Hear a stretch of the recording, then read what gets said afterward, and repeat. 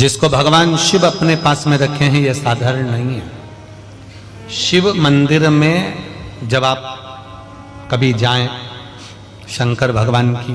कभी ऐसा मौका लगे कि आपको लगे कि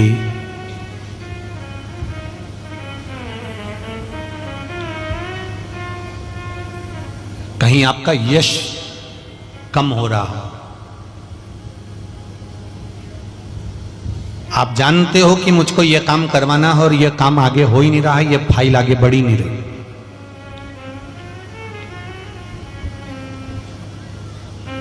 आपको लगे ये फाइल आगे नहीं बढ़ रही, शिव जी पे जो जल चढ़ाओ, उस चढ़े हुए जल को जब आप थोड़ा सा लेकर आते हो, आपको बताया था ना कि खाली लोटा नहीं लाना चाहिए, खाली कलश शंकर जी के मंदिर से वापस नहीं लाना। शंकर भगवान को जल चढ़ाया, चढ़ाने के बाद थोड़ा सा जल हाथ में या कटोरी में या कलश में झेल लिया, भले 2 बूंद लाओ पर अपने घर पर लेकर आओ। उस 2 बूंद जल का भी स्पर्श कलश के अंदर हाथ की 3 उंगलियां लगाकर अगर त्रिशूल पर टच कर कर मात्र आपने उस कलश के अंदर लगा दिया और वो जल भी आपने अपने घर पर छोड़ दिया, छींट दिया या उसका आचमन मात्र हो गया, तो व्यक्ति का यश बढ़ना अपने आप प्रारंभ हो जाता है, उसकी यश की प्राप्ति उसको होने लगती है, उसको यश की वृद्धि होने लगती, उसको यश की प्राप्ति होने लगती है। त्रिशूल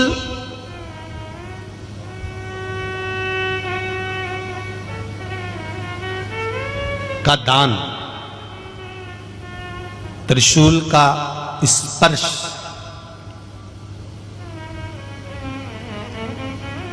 एक बहुत अच्छी बात कहना चाहेंगे, आपके स्मरण में रहना चाहिए, बहुत सुंदर स्मरण। कभी अगर मौका लगे, कभी अगर मौका लगे, और शंकर भगवान का बहुत सुंदर श्रृंगार हो गया, बहुत सुंदर श्रृंगार हो गया, और शिव जी पे माला भी बहुत अच्छी चढ़ी है, बेलपत्र भी अच्छी चढ़ी है, धतूरा भी अच्छा चढ़ा हुआ है, फूल भी अच्छे चढ़े हुए हैं, और आपने देख लिया शिव जी का बहुत अच्छा श्रृंगार हो गया, और तुम्हें कभी मौका लग जाए ऐसा,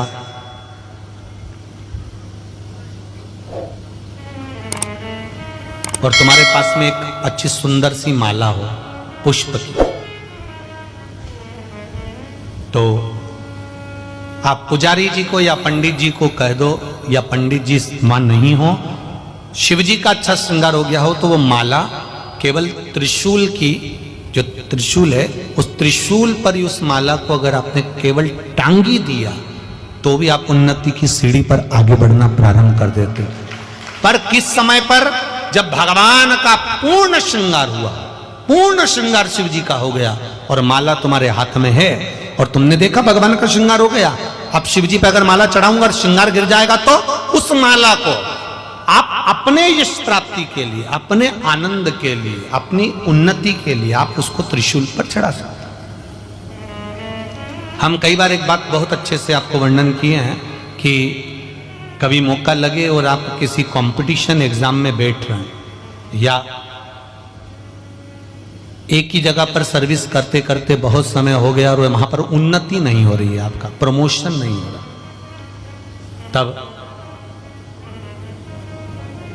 7 बेलपत्र केवल त्रिशूल का, 3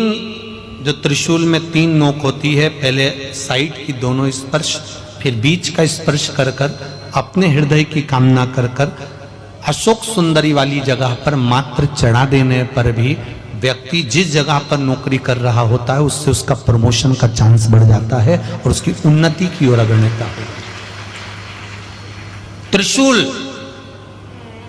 भगवान देवाधिदेव आनंद करने वाले महादेव के जो हाथ में आया है, वो त्रिशूल कोई साधारण नहीं, स्वयं सूर्य नारायण की कला को काटकर बनाया, भास्कर देव की कला को काटकर। एक कलश जल, एक कलश जल का,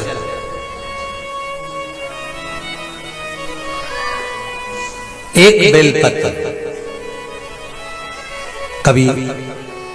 कोई विशेष कार्य है, अटक रहा है, बहुत दिन से लगे हो, नहीं हो रहा, एक कलश जल, एक बेलपत्र। शिव मंदिर में जब बेलपत्र लेकर जाएं, बेलपत्र रखी सीधे हाथ में, उसके ऊपर रख लिया कलश, उसमें जल भरा हुआ हो, अपनी कामना कर कर मंदिर में पहुंचकर कलश को उल्टे हाथ में लेकर बेलपत्र को पहले अशोक सुंदरी वाली जगह पर, ये डंडी का जो भाग है जहां से पानी बहता है, अशोक सुंदरी की जो जगह होती है, और ये पत्ती उस जगह पर उसको रख दें, अशोक सुंदरी वाली जगह पर, और शंकर भगवान को सीधे हाथ में जल लेकर अशोक सुंदरी वाली जगह पर जल समर्पित कर कर शंकर भगवान के चारों ओर जल छोड़कर फिर शिव जी के शिवलिंग पर जल समर्पित करें। लगभग 2 या 3 सोमवार लगातार प्रतिदिन एक बेलपत्र समर्पित करें। और अगर आपने लगातार 2 सोमवार या 3 सोमवार कर लिया तो जो अटका हुआ कार्य है ना, मेरा देव अधिदेव महादेव उसमें सफलता प्रदान कर देगा, ये विश्वास। अशोक सुंदरी की जगह पिता जितना अपने बेटे की नहीं सुनता, उतनी अपनी